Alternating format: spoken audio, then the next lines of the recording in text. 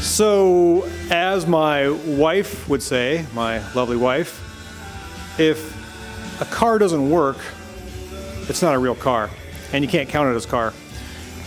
So, believe it or not, that probably works to her disadvantage, because I collect a lot of old cars. Some of them don't work, and I get them working.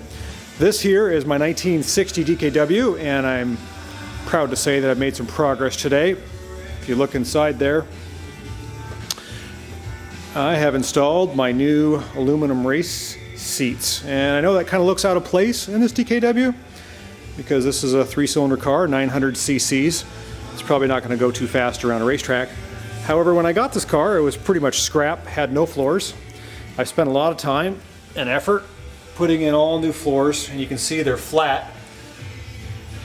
And when I removed the old ones, they had the seat rails in them, so I had to do something. And these actually are fairly cheap. They're light, they're really supportive, and I don't like the tall back thing there for your helmet, kind of your whiplash support. I'm going to cut those down, I think, to about right here and make like aviation buckets out of them. Kind of got the idea from one of my buddies, 63 Impala 2-door. He has a couple of tractor seats, the really crude ones with the holes in them, just basically like for your butt. It's kind of a butt imprint. And I thought, well, you know, I could do that, something like that with this car. So this car has kind of got a theme going on. It's going to be minimal. I wanted to make it lightweight anyhow. Didn't have any door panels. Only had one seat.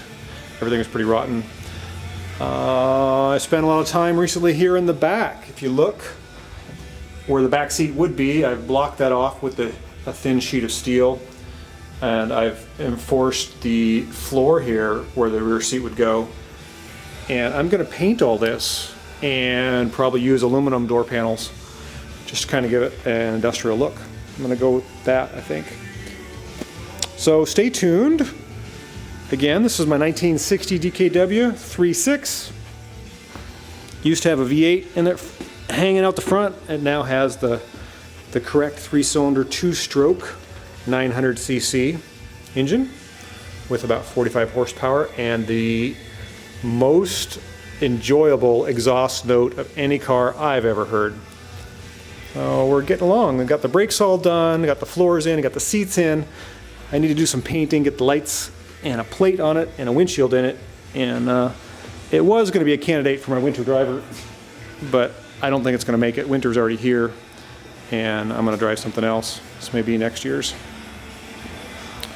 Yeah, again, another look at the seats. They're RCI circle track seats, I believe. They're fairly cheap, $100 a piece.